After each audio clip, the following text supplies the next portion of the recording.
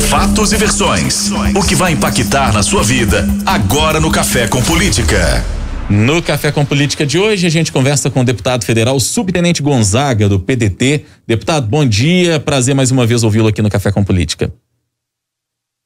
Prazer é meu, Rodrigo. Bom dia, Rodrigo, Adriana, aos ouvintes da Super N, e obrigado mais uma vez por essa oportunidade. Nós é que agradecemos a disponibilidade de conversar com a gente. Deputado, para nós começarmos aqui, tem um projeto que está sendo discutido em Brasília que retira um pouco de poder dos governadores sobre as polícias, né? O senhor é um representante da área da segurança pública, a sua votação é expressiva nesse meio.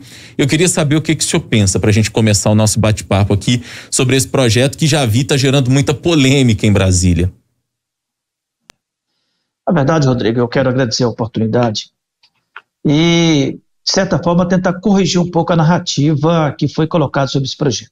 As primeiras manchetes que surgiram era de uma proposta de federalização, de perda de poder dos governadores para as Forças Armadas e para o governo federal. Então, essa narrativa precisa ser corrigida. Não há nenhum movimento, nenhuma proposta no texto que possa sugerir que os estados estariam perdendo autonomia sobre as polícias para os governos, para o governo federal ou para as Forças Armadas.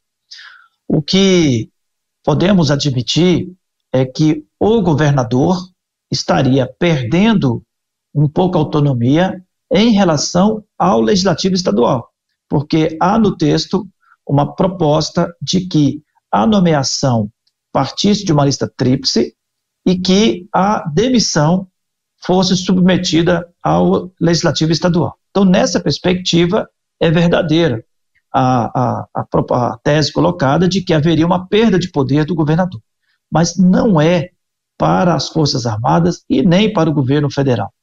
Outra narrativa que eu preciso de corrigir é a de que isso faria parte de um movimento político eleitoral para 2022. Não tem absolutamente nada disso colocado. A proposta de rever a LOB, de reconstruir o Decreto-Lei 667, é orgânico, é das instituições, polícias militares, Corpo de Bombeiros, Polícia Civil, Polícia Federal, todas elas, há vários anos, buscam consolidar uma legislação federal que pudesse dar um pouco mais de estabilidade jurídica para instituições de Estado, que têm perenidade, têm uma vida perene e uma prestação de serviço, uma responsabilidade no Estado. Então, acho que isso precisa de ser colocado como ponto de partida. Do ponto de vista do mérito, eu quero primeiro afirmar que eu sou contra o texto proposto. E posso dizer também que o Comando da Polícia Militar de Minas, que o Comando do Corpo de Bombeiros de Minas, que as associações de classe dos militares de Minas Gerais também são contra esse texto. E são contra, basicamente, por 3 ou 4 pontos. Um deles é a proposta da criação do cargo de general, do posto de general. Nós compreendemos que para as polícias militares, o Corpo de Bombeiro funcionar, prestar seu serviço, garantir as prerrogativas constitucionais e valorizar a classe, é desnecessário essa figura de general. Isso traria apenas um desarranjo na nossa estrutura, sem nenhum benefício operacional, sem nenhum benefício prático. Quem defende essa causa busca uma equiparação com organizações de outros países que, sendo polícias militares, possuem o nível hierárquico de general. Então, para alguns, isso seria interessante para igualar o tratamento que se tem mundo afora e até mesmo para nivelar os níveis hierárquicos das Forças Armadas, uma vez que são militares estaduais. Mas em Minas Gerais, a compreensão nesse momento é de que é desnecessário, é apenas um desarranjo que não coloca nada de bom para a operacionalidade. Agora, deputado, só complementando, porque talvez também possa dar margem, né, para a complementação da resposta do senhor, porque alguns especialistas, pesquisadores estão dizendo também, dizem que essa proposta acaba abrindo um precedente perigoso, inclusive com a criação ou a possibilidade de criação de um poder paralelo. O que o senhor pensa a respeito disso também? Eu debati, quem tem falado muito, o Flávio Sapori, eu participei de alguns debates junto com ele. Eu acho que não há esse risco desta forma, tá? Ele, pelo menos a crítica que eu vi partindo do Palácio do Sapori, em relação que eu não vejo possibilidade de nenhum poder paralelo nesta proposta. A crítica tem sido em cima da proposta da autonomia orçamentária e financeira.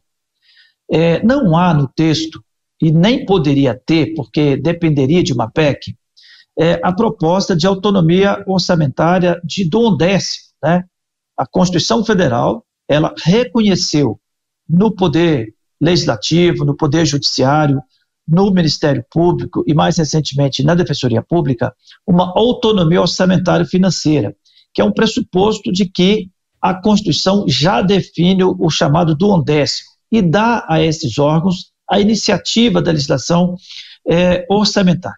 O que se coloca no texto para as polícias não chega a esse ponto. Chega ao ponto de dizer, olha, é um órgão importante, que tem estatura, tem tamanho, para que possa gerir os seus recursos financeiros previstos no orçamento estadual.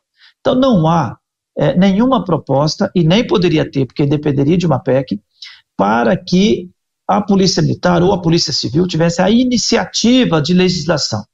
Isso não está no texto. O que se busca é dizer o seguinte, olha, a Polícia Militar, o Corpo de Bombeiro, a Polícia Civil, tem uma responsabilidade que não pode ficar refém de setores técnicos, burocráticos do governo no seu dia a dia. Então, uma vez aprovado o orçamento pela Assembleia, sancionado pelo governador, que ela tivesse autonomia dessa gestão. E também da gestão do efetivo, da folha, do seu pessoal. É disso que trata quando fala da autonomia administrativa orçamentária, que é necessário sim, mas não é na dimensão de que eu ouvi algumas críticas que chegaria ao Dom Décimo, não é isso.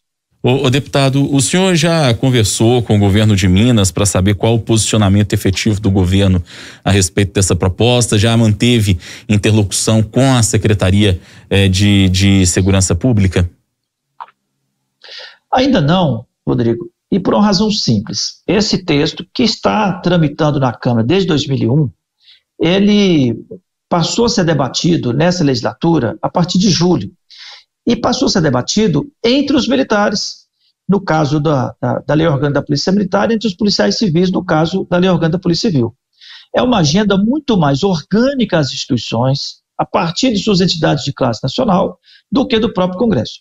Na verdade, esse texto que está gerando essa polêmica, ele sequer foi apresentado ao conjunto dos deputados. Está ainda numa formatação de uma proposta a partir das entidades de classe que representam os militares e os policiais civis, a Cobrapol, a Associação Nacional dos Delegados, a FENEM, a NASPRA, o CNCG, que são entidades de classe que têm interesse em melhorar a legislação e que provocou e patrocinou esse debate. Na verdade, ele não está colocado para o conjunto dos deputados ainda. Por isso, não houve nem essa possibilidade. A coisa estava sendo debatida e a imprensa trouxe, e que bom que tenha trazido a público esse debate, mas ainda, eu diria, fora do contexto político da discussão, porque não está concretamente na Câmara dos Deputados esse debate. Seria uma forma também de garantir votos, aí já pensando em 2022, deputado, por parte do presidente Jair Bolsonaro e aliados? Não, essa é outra narrativa equivocada que foi colocada. As nossas instituições, elas caminham e buscam um lugar ao sol permanentemente, né?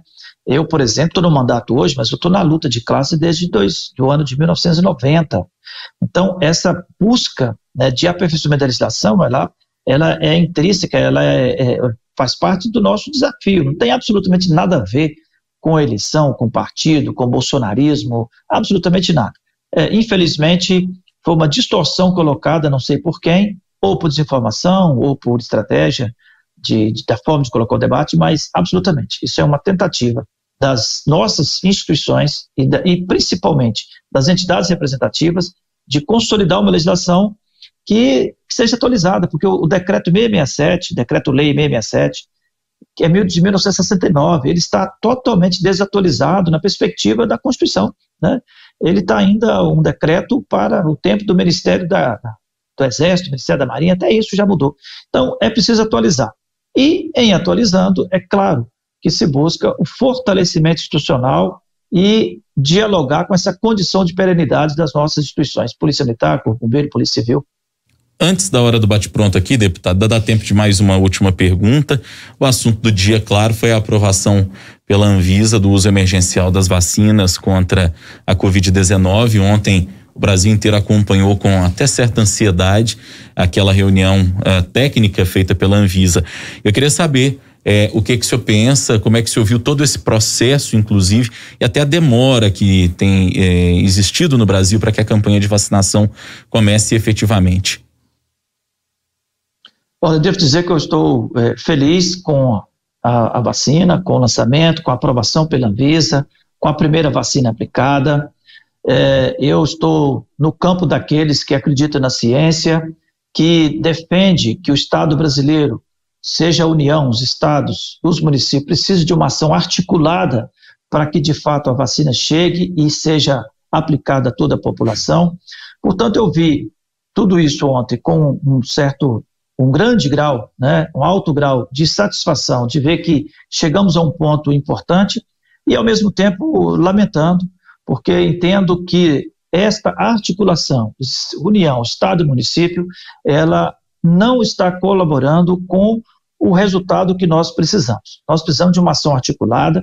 Ontem, a aplicação da vacina pelo Dória e o discurso do ministro Pazuello, eu acho que era desnecessário. O Pazuello tinha que estar aplaudindo a aplicação da vacina e não disputando quem aplica a primeira vacina. Ou poderia até estar lá do lado do Dória aplicando a vacina. Isso não ajuda, isso não colabora, isso alimenta uma disputa desnecessária que não ajuda a população. Então, eu espero contribuir com o mandato, com as minhas posições, para que, de fato, prevaleça a ciência e que nós possamos adquirir, que a União, que os estados se unam todos e possam adquirir logo mais vacinas para que a população seja imunizada mais rapidamente. Essa pandemia, ela tem solução, passa pela ciência, mas a política precisa de colaborar e não uma disputa fratricida, uma disputa que não colabora. Hora do bate-pronto. No Café com Política. Hora do bate-pronto. O senhor já conhece, são perguntas objetivas, respostas curtinhas, objetivas também, um ping-pong com a gente aqui, combinado, deputado? Às vezes não dá para ser curtinho demais, né? Vamos tentar. Começando, deputado, governadores, com poder ou sem poder sobre as polícias? Não, com poder, né? Isso é uma questão, nem está no texto proposto e nem na discussão colocada. Polícias é de responsabilidade dos governos estaduais e tem que ter poder. Generais na Polícia Militar? Jamais. É desnecessário, não contribui, não precisa, não ajuda. Vacinação contra a Covid? Tomara que comece amanhã, hoje, e que em 30 dias termine tudo. Não vai terminar, mas torço para isso. Presidente Bolsonaro na pandemia? Eu acho que ele cometeu equívocos. Ele precisava de ter assumido a coordenação política de todo o processo, né? Eu acho que o primeiro erro foi a medida provisória e uma disputa de poder desnecessária, porque a Constituição organiza o Estado brasileiro com todas as competências e acho que ele poderia ter tido um papel mais relevante de coordenação política dos esforços políticos para a solução e para a administração dessa pandemia. E o governador Romeu Zema? Acho que ele comportou de forma melhor, porque não gerou mais crise do que o necessário. Então, acho que ele agiu melhor do que outros governadores. Deputado federal, subtenente Gonzaga, do PDT, nosso convidado de hoje aqui no Café com Política. Deputado, muito obrigado pela entrevista. Prazer falar mais uma vez com o senhor. Eu que agradeço mais uma vez. Muito obrigado. Estamos sempre às ordens. Obrigada, deputado.